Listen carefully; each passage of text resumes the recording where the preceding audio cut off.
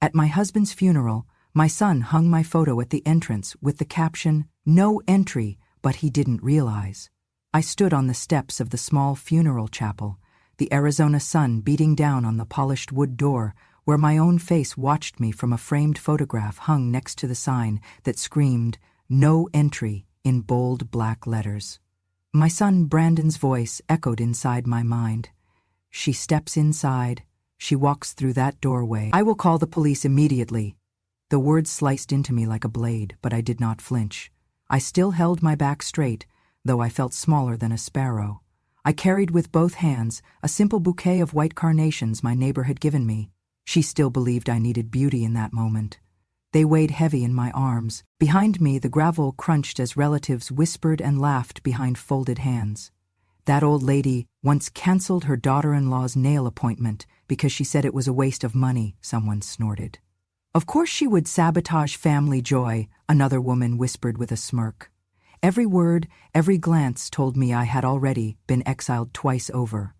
First by fortune, now by family. I glanced up at the chapel entrance. The wreaths and wreath stands that lined the walkway were arranged by family members who acted as if they had never loved me.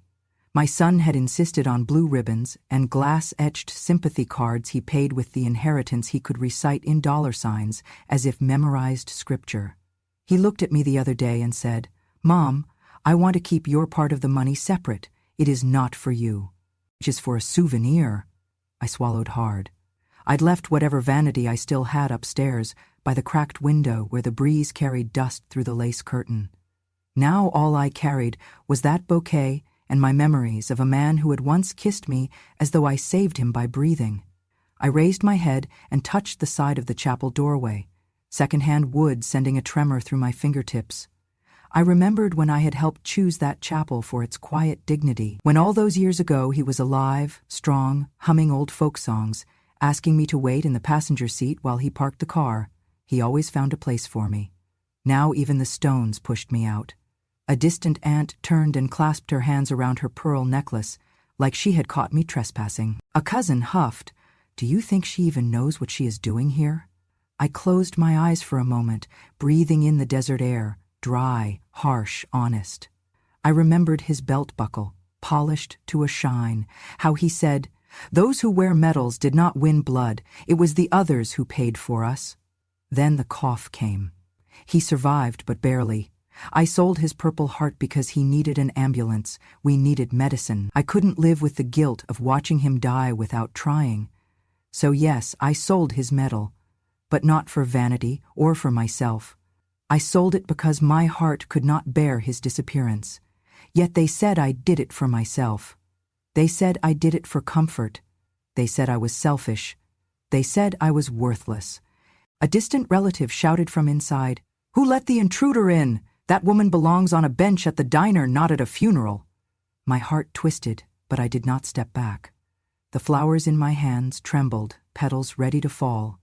I thought, maybe I should run, melt into the Arizona heat, become nothing. But then I heard a steady footstep behind me. I turned to see an older man in a worn military uniform, the man from my husband's platoon. We fought side by side decades ago, when I was still Michelle, the young wife waiting with letters and patched clothes. At his chest was the ribbon of the same Purple Heart I had sold. In his hands was a polished wooden box. He stepped forward and said quietly, "Michelle, he would want this returned to you." He placed the box on a small folding chair set in the shade of a mesquite branch. I stared at it. Inside was the medal, the Purple Heart I sold, and on the inside of the lid was a letter in my husband's shaky handwriting. "Michelle, you are the real medal. Without you, I never survived. This is yours always and beyond." My breath hitched. I stared at the words, read and reread until the parking lot dust settled over my vision. Inside the chapel was beginning the somber notes of the funeral service. I could faintly hear the minister say, "We gather to honor the life of a beloved husband, a veteran, and a father."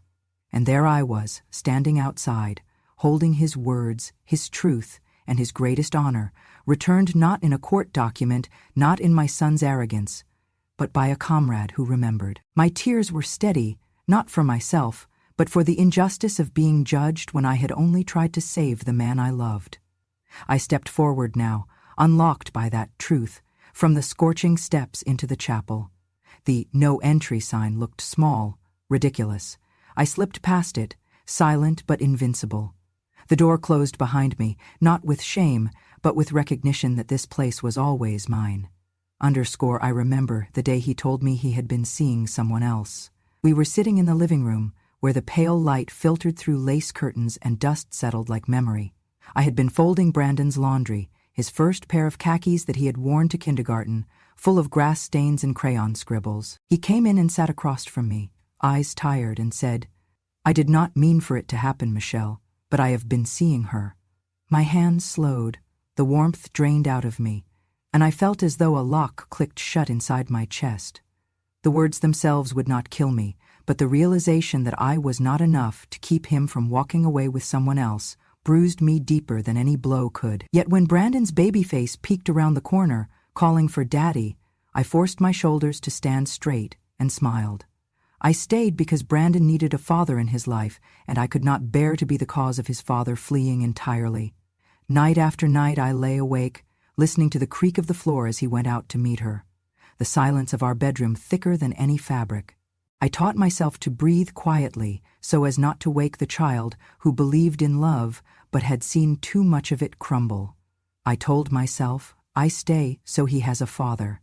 I stay so that the house feels whole when Brandon walks through the door. I stay because even a broken family is better than none. Then came the heart attack. I found him on the kitchen floor next to the coffee pot, hand bleeding, his face ashen. I called an ambulance with trembling hands and held his head in my lap in the hospital, where the white walls hummed with antiseptic regret. The doctors said he was lucky to be alive, that the stroke nearly cost him his life. The bills piled up faster than the tears I did not cry in front of Brandon. I had a savings account, just a small one. Brandon's college fund was just small and raw in my purse, and I could not ruin his future for his father's illness. I sold the Purple Heart he had received overseas, mounted in a small case, after the doctors said he might not survive. I told myself I was doing it so the man who once held me in his arms would continue to breathe. I was saving the person I had once loved so deeply that forgetting him was not an option. I watched from the hospital corridor as paramedics wheeled him away, telling me they would do everything they could, and I thought, I sold his medal not because I no longer valued it, but because it meant less than his next heartbeat. When I brought home enough money to cover the costs, I returned from the pawn shop with a letter instead of the medal. They had sold it to a collector who did not want to return it. I cried in the bedroom, pressed the letter between my hands. "We are sorry, cannot return, spent." Even that apology cut me. I tucked it away in a drawer. I told the doctor's office I would cover what remained when I could, and I said a silent prayer that the compassion I gave when I stayed would be returned to me someday. Brandon grew into a young man with sharp eyes and sharper words. He blamed me for everything. "If you had left, Dad would have met someone better," he said once, when he was 15 and found his textbooks overdue. He accused me of keeping him in emotional debt, of making him choose between a family reputation and the truth. "You chose loyalty so you could feel like a martyr," he snarled. I nodded and let him go. I stayed because that child still needed me to hold him through the storms of adolescence. I remember him telling his friends about me, how I was the woman who canceled his coupons because I was stingy, how I would declutter his childhood with labeled boxes and budgets and lessons in thrift.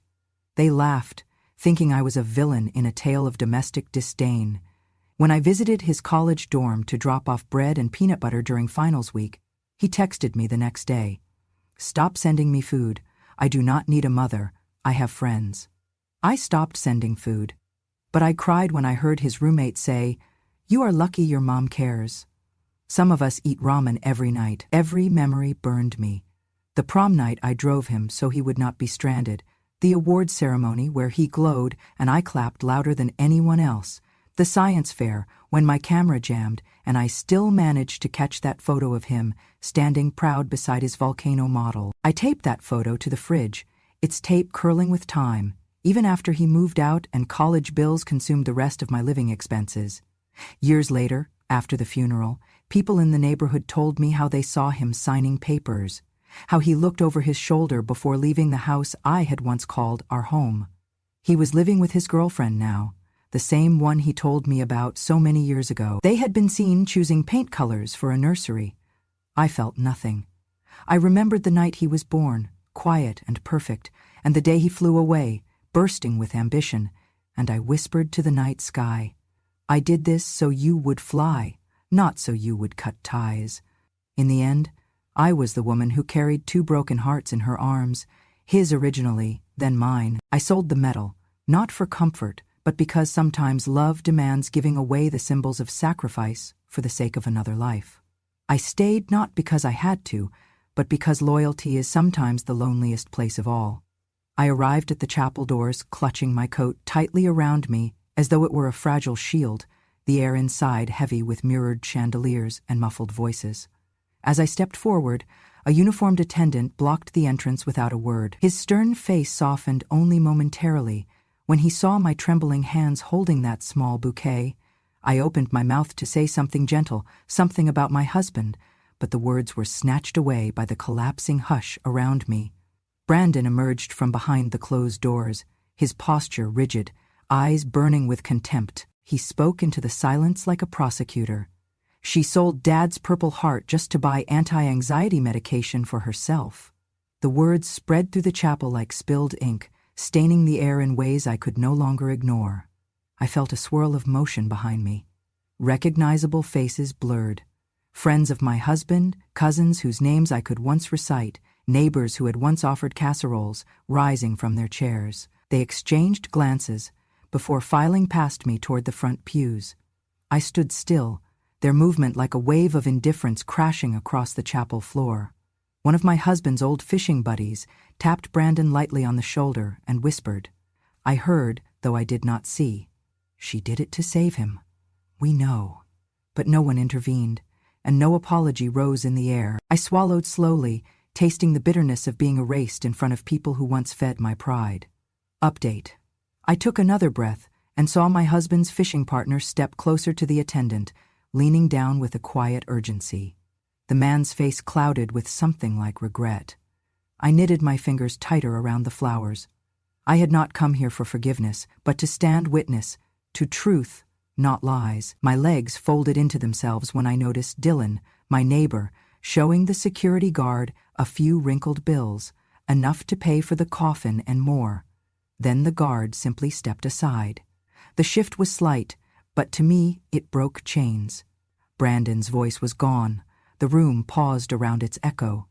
I inhaled and walked forward, each step a thunderous drum, but toward the threshold of entry. Once inside, the chapel felt small, suffocating, and all the forged respect I once earned seemed to evaporate.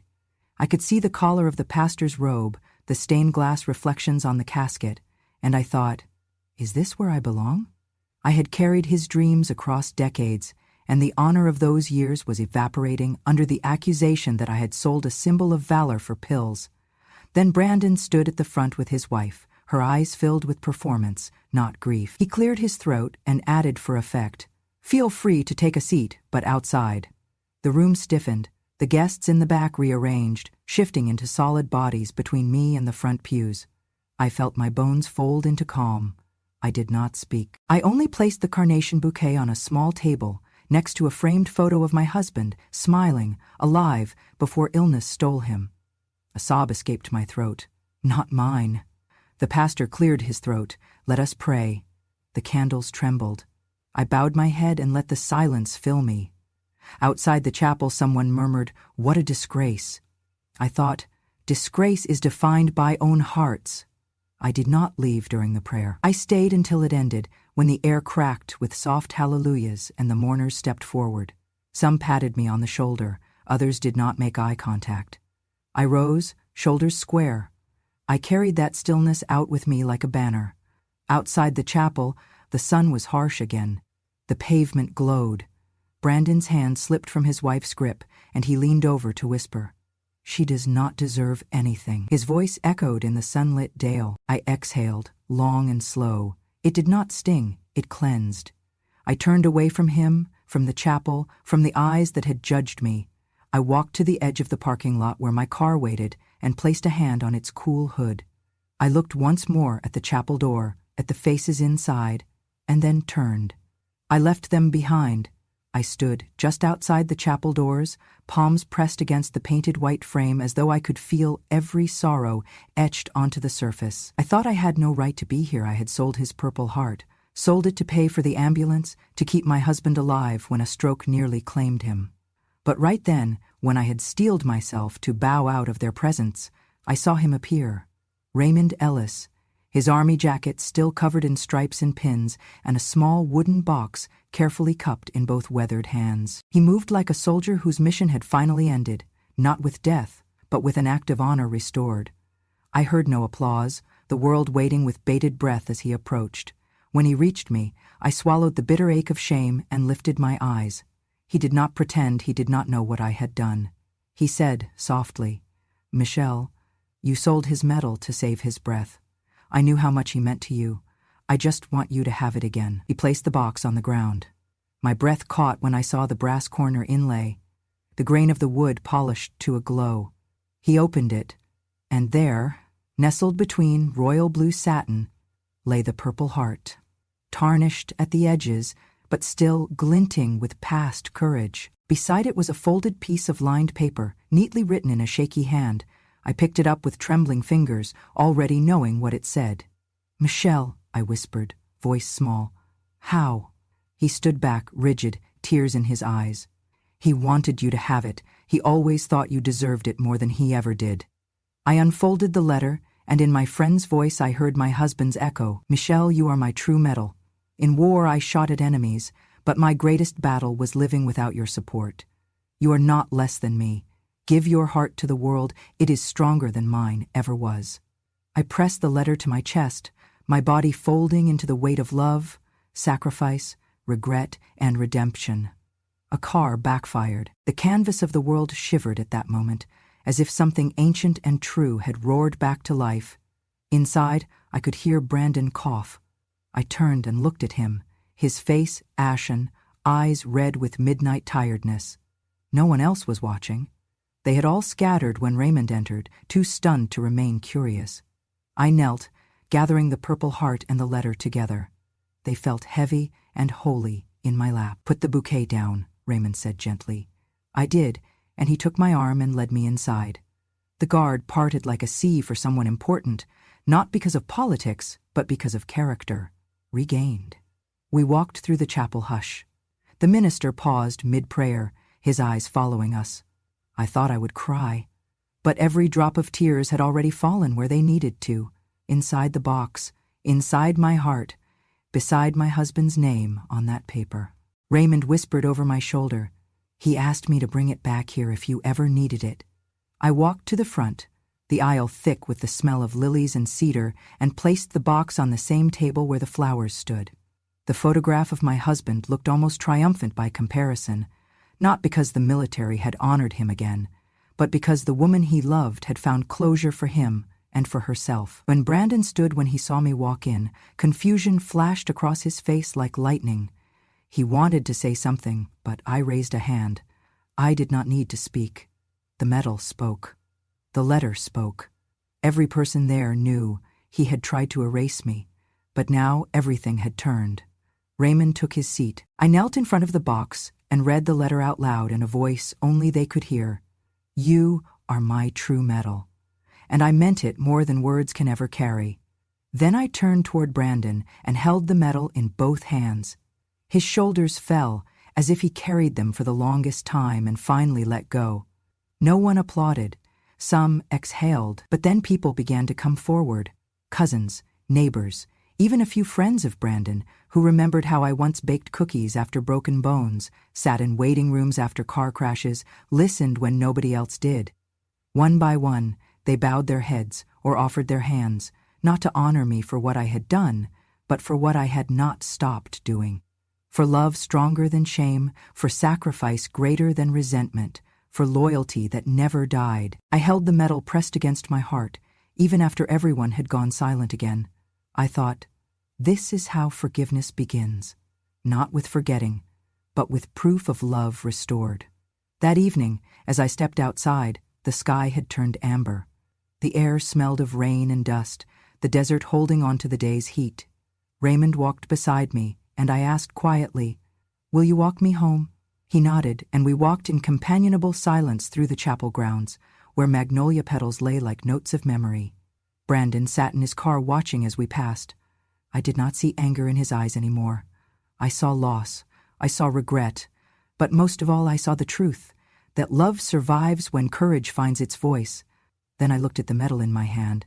It was not the end of anything, it was beginning again. __, I stepped. Through the chapel doors into a world I barely recognized. Bright lights, solemn rows of seated faces, flashes of cameras, and a hush like drawn curtains. The room smelled of lilies and wood polish, of mourning mixed with something sharper. Anticipation. Brandon stood at the front, next to the coffin that bore his father's folded flag. He held a remote device, thumb hovering over it, with a look that said he was about to break open the final chapter of our lives. My heart hammered as he pressed play. The screen behind the pastor flickered and came alive with a video. My husband, pale and weak, clutching the same medal I returned and holding a letter in his trembling hand. His voice came softly, full of both resolve and sorrow. "Michelle, you were my strength when my body failed. I am leaving everything I own to the only person who never gave up on me. Michelle, this house, our savings, every share, all belongs to her. Brandon will receive $1, and only $1. If he ever kneels and publicly apologizes to Michelle, kneels and asks for forgiveness in front of our family and those who care, then I will consider allowing him a modest share. But until that moment, Michelle is the one who will carry forward our legacy." The room erupted. I felt the box containing the medal drop from my hands, metal clinking against wood and satin, but I did not bend to pick it up. Brandon froze, his face draining. Reporters raised cameras. The clicks and whispers surged, like waves crashing at the edges of grief and justice. I stood small over the box, feeling its weight against the swell of truth. Brandon's knees collapsed into wood. A single sunflower, crushed and forgotten, lay on the chapel floor, my silent message of forgiveness in petals. In that moment, as Brandon knelt, I understood that what we dismiss as broken can hold the most dignity. He plopped down on his own suit jacket, head hitting the pew, hands braced on the seat before him. Someone gasped, "He's kneeling to his mother." A hush followed as the words echoed. No one expected public admission. The condition was not buried in fine print. They said they signed for love, not legal battles, but love, it seemed, could still demand accountability. Brandon murmured through tears, I never meant." His voice cracked so hard even his fiancée turned away. I stood there, immobile, watching the man who called me parasite, who hung no entry above my face, kneel at my feet as if nothing had sunk him lower than denying me. Not humiliated, that word is not enough. He was broken. But I did not gloat. I simply watched, because grief does not need name-calling to be effective. Outside, social media erupted. Phones everywhere streamed the moment live. Feed after feed carried headlines like, "Son who banned mother from funeral now kneels before her in tears." Comments poured in. "Karma's a desert wind. Memories but no mercy backfires. Justice wears lilies." Even news anchors replayed the moment with complete silence, letting images do the talking. Ministers cleared their throats. Meek hands passed tissues to him. I felt a weird relief, the kind that blooms when truth finally moves. I looked down at Caleb, that toddler from the photo just days ago. He stared at Brandon, eyebrows knitted, confusion creasing his forehead, as if watching someone unravel too fast to catch. I bent to scoop up the medal and the letter. Brandon lifted his head when I passed by and caught the note. "Michelle is stronger than my mistakes." I paused and our eyes met. He flinched as if ashamed to see what he had denied. Outside, cameras followed me. Reporters called my name like a benediction. I didn't run. I walked, chest lifted, measured steps.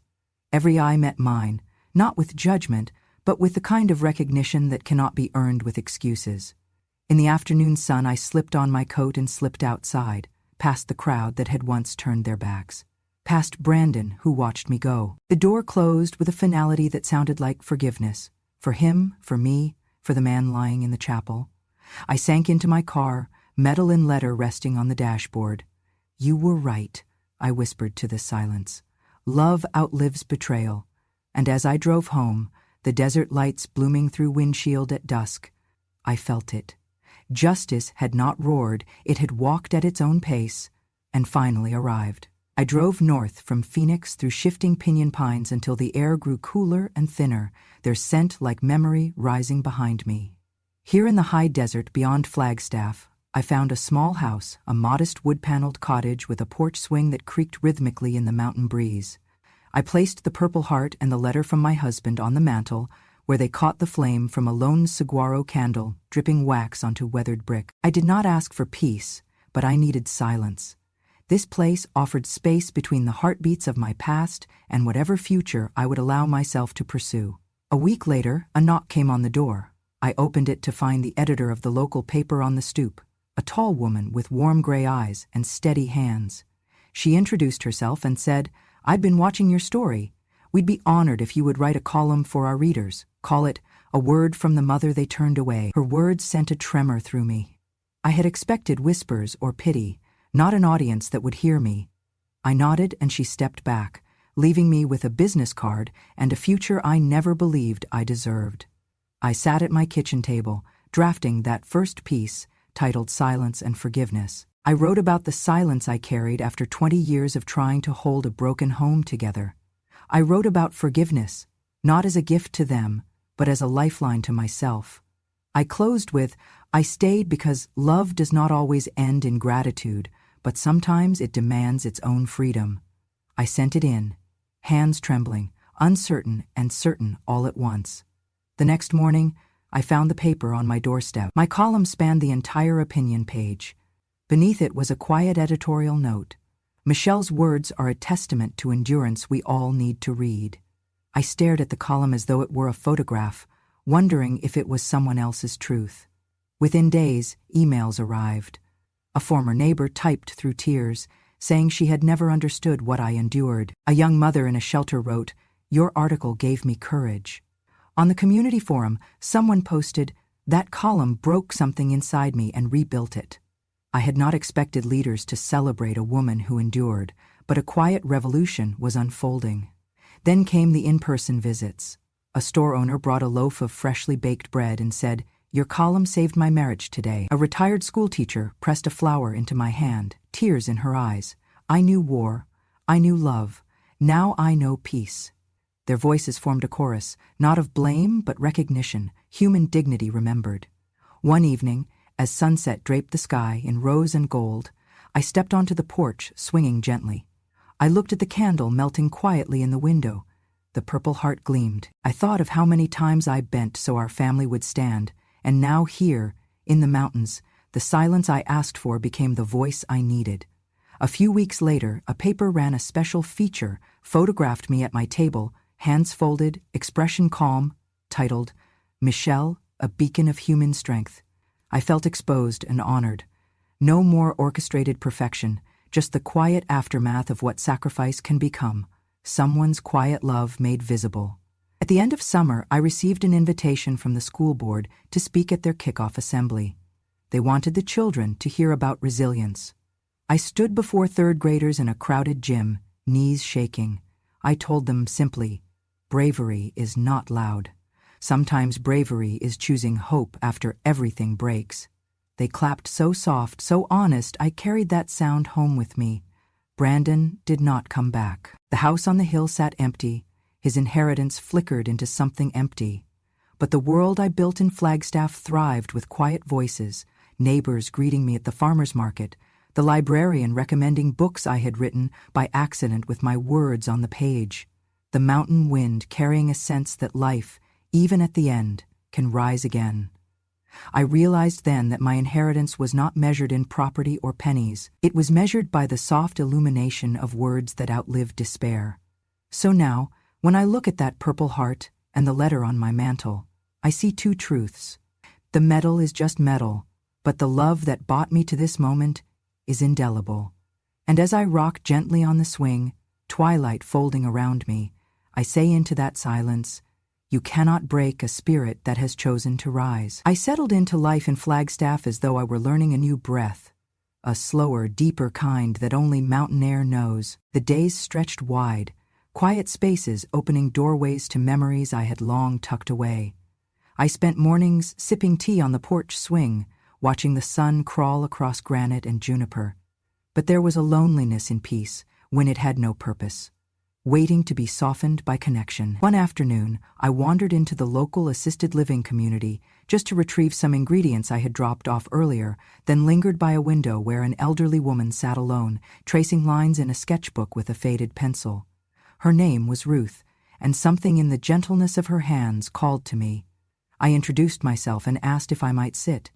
She did not look up, but she nodded gently. Then she handed me the pencil, and as though we had spoken for lifetimes, I sat down beside her and began to draw mountains, the same ones I gazed at through my window. The rasp in her voice when she finally spoke sounded like a violin, thin yet unwavering.